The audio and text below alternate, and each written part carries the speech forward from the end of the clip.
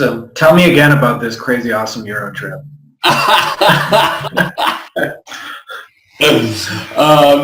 So we went to Ibiza for a wedding with a bunch of our friends, but about 30 of our friends from all over the world descended on there. So it was just absolutely awesome. Got to DJ at the wedding, which was really cool. Got to DJ the after party, which was cool too.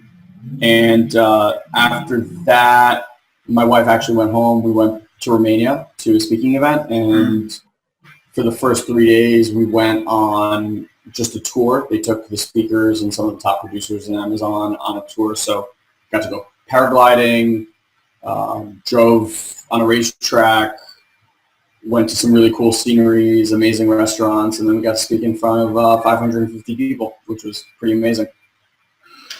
Yeah, so for those of you guys who don't know, I should probably introduce you first. This is Ilan Ferdman, who owns a company called Satori Prime, which is, I think on the surface level is one thing. It's for high performers, and you yourself actually went from kind of on the brink of foreclosure and having a child to 2 7-figure businesses a couple years later. You guys are in Forbes and Entrepreneur and Huffington Post. But I think the more interesting thing that you really kind of teach people is how to get the mindset and the behaviors behind that deep success so that it's like really sustainable for the long term. And I think you're really good at helping people discover that. And I'd like to start, if it's okay with you, kind of deep, because you have a really deep mission behind what you guys are doing. Like at this point, it's well past where adding a couple of $10,000 to improve your life or something like that. There's something a whole lot deeper going on. So can we start there and you share people with what you guys are working on and why you're doing it? Yeah, I'd love to. First of all, thanks for having us. I just switched the microphone. Is it you still getting me? Totally. Yeah, all good. Probably the sound is a lot better now. To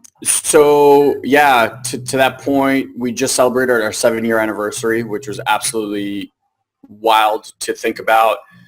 It happened so fast, and yet during that time, so many different things have happened. Our focus has changed greatly. So when we kind of started in the online world, we started with this idea of wanting to be coaches, but we realized that we didn't want to walk on the streets and ask people if they need a coach or know someone that needs to coach. And so online marketing kind of became the tool that we saw would help us build that stage. We ended up taking a little bit of a detour. We fell in love with marketing, is the honest truth. It kind of merged a lot of the human behavior and psychology and things that we have been working on with the sales, and it set our lives free because up until that point, I had a really, really successful career before and then lost everything. And like Frankie was saying, I basically went from $1 million house, car of my dreams, like vacations, the whole deal, to living on unemployment checks and having my house be foreclosed on. So it was a gut check for sure. And marketing, like learning the online marketing game and affiliate marketing, really changed our lives. And so we kind of started coaching because it's something that we always loved. We started doing that in 2003 and did it for free for probably like 10 years. Then realized when we started online marketing, like people actually pay for this stuff. So we did that for a while. And in 2016, we cut every part of the business that was either affiliate marketing based or marketing training, masterminds, agency, anything like that based. We either sold off or partnered and just went into, as you had mentioned, high performance coaching. And what we do in our own lives and therefore share is this constant inquiry of what it means to unleash your human potential. So we've done everything from seminars to hire incredible coaches. We've done meditations, breath work, plant medicine, NLP, neuroscience, and everything, and have kind of been able to take a little bit of this and a little bit of that and create something, I think, wholly unique in that we like things that are practical and instantly implementable into your life. If you listen to anything that we do, we don't try to sound smart. I think the simplest things work the best. So it's all about taking these huge concepts about spirituality, about your brain, about human behavior, and making them so simple that you can implement it immediately into your life and start to see the results of that. And that's just what we've been doing in our lives. And we started sharing it with one person, 10 people, 1,000 people, 10,000 people, and people really love it. And we love sharing it. And that's kind of how it's all spiraled over the last 7 years. That is a beautiful set stage. Now, I think one of the things that's really cool that you guys have been able to do, because you guys have at one point or another worked with the entire spectrum from beginner to the highest end. Sorry, I think my Spanish internet is being a little choppy. Can you still hear me? That's a really, really great question. I think there's one commonality. Can you hear me? Yeah, sorry, continue. Okay, cool. I think that there's one thing that it doesn't matter your age, it doesn't matter your race, it doesn't matter where you were born, it doesn't matter how old you, like none of it matters. At the foundational point, we are all exactly the same. We all have a brain that operates very specific ways, and we have an internal body system that functions very similarly. And whether you're a high performer looking to excel from 7 to 8 figures or 8 figures to 9 figures, or someone trying to find their passion, or someone just trying to get out of their mom's basement and make something of themselves, the underlying systems are exactly the same. So basically what happens in the formative years, say from the ages of 3 to around 7 or so, 97% of every program that is running you today, regardless of your age, sex, or gender, is what's running. So like things happened when you were a child. You made decisions about those things. Those created certain theories for yourself in your life. Those theories you went out and proved time and time again through different evidence that you found, and those things became beliefs. And now those are the things that you say, this is how I am. This is how they are, this is how life is, this is how that is, etc. And those are the filters that you view your life through. Now, those theories, those beliefs, those filters, those perceptions give you a certain outlook on life, give you a certain outlook on yourself and what you are capable of. So if you want to know at any given moment what you believe about yourself, what you believe you are worthy of, it's exactly what you have today. So if you have a 7-figure business, you believe that you are worthy of a 7-figure business, and likely there's some sort of block or belief about getting to that next level if 8 figures is what you want. If you keep getting stuck in shitty relationships and you're wondering why the hell I can't find that unbelievable man or woman, then there's some sort of belief holding you back. There's some sort of perception that's been locked in.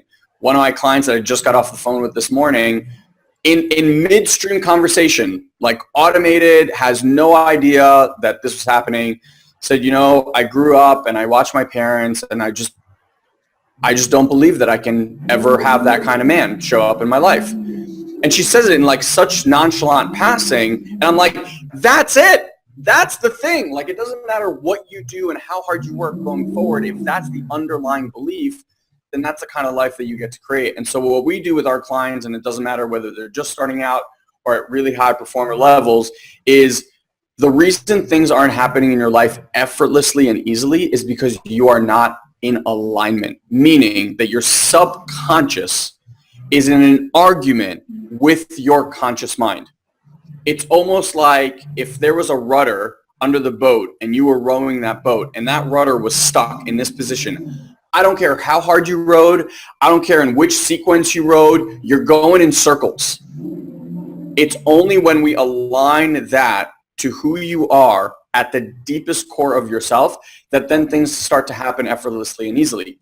And if you want to know what that looks like, because everyone's experienced it, but just people experience it unconsciously most of the time, any story in your life that starts with, oh my God, you won't believe what happened, or the craziest thing happened, anytime a story starts like that means that you are in perfect alignment. And if you look at those stories, everything happened effortlessly and easily. The perfect person just showed up. The perfect amount of money just showed up. This opportunity just showed up. That's what we strive for. Because I personally believe that that's the human That's like our innate human frequency. That's the innate human potential. The things that people call magic, I believe, is our normal given state. And it's how do we tap into that more and more at a conscious level so we get to live in that state? Hell yeah. I think we still got a little bit of slow internet between us, so there might be a little lag, which I'll cut out in editing. Another thing I've heard you say that I really kind of resonated with is you mentioned before that kind of the programmed response to facing something new. Now, what's interesting for you is one of the things I love about you is you live a really badass life. Like, you're not putting up how to live a badass life while you're at home in your mom's basement. Like, you're traveling the world having adventures, but you're also really big on the family time and keeping that segment of your life as the most important thing to be the most important thing. And a lot of people think you have to sacrifice one for the other. And I'm sure at some point you've had to face a lot of unknowns, a lot of new shit, a lot of things that would cause other people stress. How are you or how can someone really listening to this as well, how can they learn to manage that uncertainty and embrace the kind of adventure that life can bring?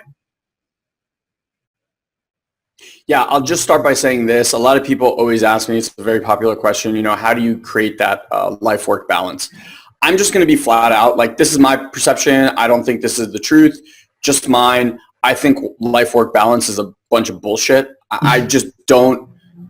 I don't think that that's a reality. And I think people put on these weird parameters on themselves. Okay, I need to spend 25% of my life doing this and 25%. No, you just live. Life is life. You have everything in one bubble. And when people start compartmentalizing their things, I just know that that's going to lead to disaster, because that means that you show up one way at work, you show up one way with your wife, you show up one way with your kids, you show up one way with your friends. That's fucking draining. Yeah. To have to keep, okay, what mask did I got put on today? Oh God, it's just terrible. So for me, I think one needs to get clear on what their priorities are. Then everything else you can handle in communication. So for me, for example, could I build a business to 8 figures if I wanted? I'm sure I could. That's not a priority for me. For me, if I was being honest with myself, right, a priority for me is spending as much time with my family and my kids, doing what I love with people I love. And I don't need 8-figure business for that to happen, right? I can do that with multiple 7 figures, etc. So that's where I think the priority stuff is very, very important for people to understand. I think when you become a parent, you have one of 2 choices.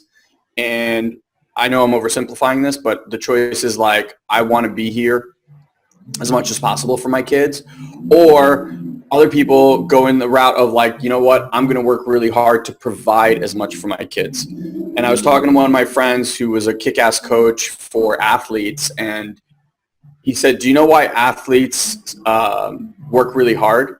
Why they practice all the time and go to all these games and all that stuff?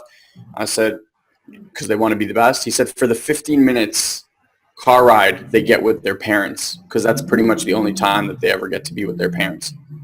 And I remember that hitting so hard for me. No one dies and goes, I should have worked more. No one dies and thinks, you know what, I wish I just would have made that other $1 million. On your deathbed, you're going to think about all the things that you never got to do. The vacations, the time you spent, were you an asshole to certain people? Those are the things that people focus on. And so I've been lucky where I've been a student for so long, and I've really enjoyed learning from other masters, people that I deem masters. And for me, living a holistic life, that's why we call the brand of the company is Have It All, because I don't think life is about making money, and I don't think life is about finding love, and I don't think life is about finding peace or fulfillment or joy. I think it's about having all of it, and I think that's our God-given right. And I think if you're not having that in any area of your life, then that's on you, right? There are certain beliefs that you have about you not being able to acquire that, whether it's family history or, your history or whatever it is. And I would just bring all that into question. The second you're willing to be in an inquiry of what is happening in your life, you've now already taken back the power. When you give any part of responsibility to something or someone, then you've robbed yourself of any of that power. And that's really what we work on with people. It's like, one of my buddies, his wife cheated on him, and he just found out recently, like she left and all that stuff. And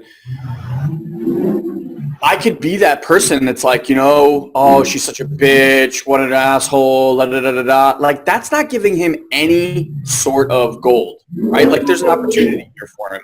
And when we started to look at how he created this and what he was responsible for, he got clear that, 6 years prior to that, he took love away. And that's a powerful place to stand. That's a powerful place to start getting some empathy and compassion. And for me, that's what it's always been. It's like I stopped looking externally for anything. If there's something that I deem isn't at a level 10 in my life, something isn't working, I always go internal and figure out what that thing is for me and what the lesson here is. Because I just believe that life is happening for me all the time. And that's hopefully what I leave people with as well. So, I mean, one of the things that I think is really, really interesting that you mentioned is, I see this a lot is, having done marketing work myself, is that a lot of times when people come to me, they're sure their problem is like a lead generation, a funnel, a technique. It's just if I have the latest, greatest whiz-bang gimmick. And what you find when you get into it is that the beliefs are ultimately really behind it. And I see this show up like, it's kind of like the salesperson who says, you wouldn't want to buy one of these, would you? And they're showing up like that in all the things they do. So question I have for you is, what are some of the beliefs that you see in a lot of people that are struggling that then kind of get transformed? And what are some of the new beliefs that they have after they have new experiences, both working with you and just the people you guys have helped through all your speaking efforts and on and on? So one I'll just touch on real short, and then the other one is one that's really major, and I think is really a huge shift for people. So the first one is the whole responsibility thing. I think most unsuccessful people or people that struggle to be successful run towards victim. They run towards blame. They run towards judgment. It's not that it's wrong. It's just been programmed in them for so long that that's what they go for. And the second you say something, it's because of this happened or this didn't happen or this person did this or didn't do this, whatever it is, you're missing that point. And I think people who are super, super successful always know that they are the one. They are everything that is good and bad, even though there is not good and bad, everything that is happening in their lives, they are 100% responsible for, and they will always look at themselves first, whether they're running a team, running a business, at home, whatever it is. Those that play the responsibility game at the highest level, I believe, reach the highest levels of success.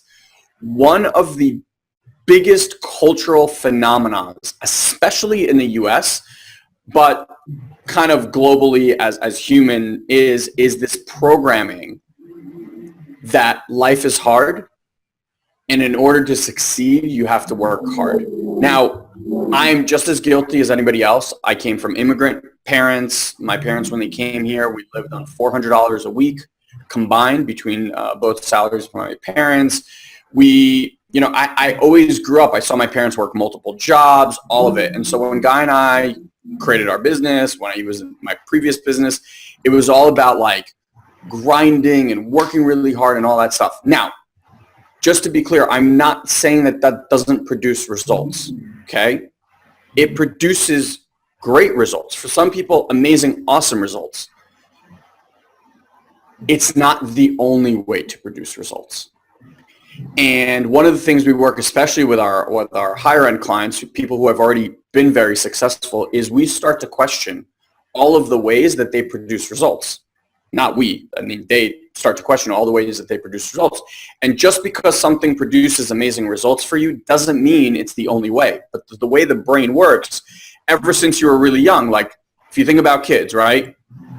A kid will go and they'll try to be sweet to their parents, and their parents will keep saying no. And they're like, okay, program, that doesn't work. Okay, try again. Okay, I'm going to be really angry and forceful, but okay, that doesn't work. I'm going to just whine and cry till I get it. I got it. Okay, cool. Whining and crying works. Now that child is programmed to whine and cry. Yeah. And we do this with everything. So now where we started reprogramming the stories is everything is effortless and easy. Relationships are effortless and easy. Generating abundance, generating money is effortless and easy. Everything gets to show up in my life effortlessly and easily. Now, what makes one more true than working hard produces awesome results is just the proof that you've found to make that thing true. Once you have this glasses on that working hard produces great results, you will actually find people and proof to prove that story correct. Now, that doesn't mean the story is correct. It just means that you've found proof because that's what you were looking for. Now, which would you rather have? Life where things happen effortlessly and easily, or life where you have to work really hard to produce results? What I know of people that work really hard to produce results, they sacrifice their health, they sacrifice their joy, they sacrifice their fulfillment. Most of them have been married multiple times. They're deeply miserable, but they have a successful business and they're making money. Yeah. And like, to me, that's not living. That's not living. That's just your ego created a game with a number in a bank account that you need to reach, and until you reach that number, you're not worthy and you're not good enough. So keep fucking working. But then they get to that number and nothing changes. In fact, they feel emptier than ever because they did all the stuff that the mind told them to do, and now there's nothing. There's no reward. There's no fulfillment. There's no love. There's no party for them. And now they look back and go, holy shit, I haven't seen my kids in 10 years. I've been divorced 3 times. I'm overweight and unhealthy. Yeah, I got the $1 million house and multiple car garage and blah, blah, blah. And they're fucking miserable. Like having that other notion that we've been playing with, it's like creating life with effortless ease, finding proof for that. And watching that, the most successful people I know work the least. They have the happiest lives. They just are master attractors. And when they're vibrating at a high frequency, they just keep aligning to greater and greater. And that's, I think, one of the greatest myths is you have to bust your ass and work really hard, and that's the only way to make it in life. Yeah, I hear a lot of that from the Gary Vee crowd who, like you said, it's certainly our way. I find the higher and higher you go up, I find more and more people value time a lot more than... Absolutely. Yeah. Question for you on that, since I've kept you to almost the max here. If somebody wants to find out more about you guys and take that next step, who should reach out? Where should they go? What should they do? Yeah, we're super accessible, probably to a fault, but it's great. You can look for, I think our podcast is a great way to learn about what we do and how we do it. So if you search Satori Prime or Personal Development Without the Fluff is what the podcast is actually called. So you can just search for that. You can find us on any of the social media, so Facebook, Instagram, Twitter, whatever, at Satori Prime. And then I'll just happily give you guys my email address if you want to just contact me personally. It's Ilan, I-L-A-N, at satoriprime.com. And if you guys have any follow-up questions or anything like that, feel free. And definitely take him up on that, because one of the things I can tell you about Ilan is that he really lives the life that he's talking about. Like, there's a lot of people in this who are teaching people how to make money who've never made money, and there's an inauthenticity to what they're doing. In his case, he's living a pretty badass life, and I'd say that makes you pretty qualified on the subject of how to live a badass life. So thanks, man. Check him out, and thank you again so much for doing this, brother. You got it. Thank you for having me.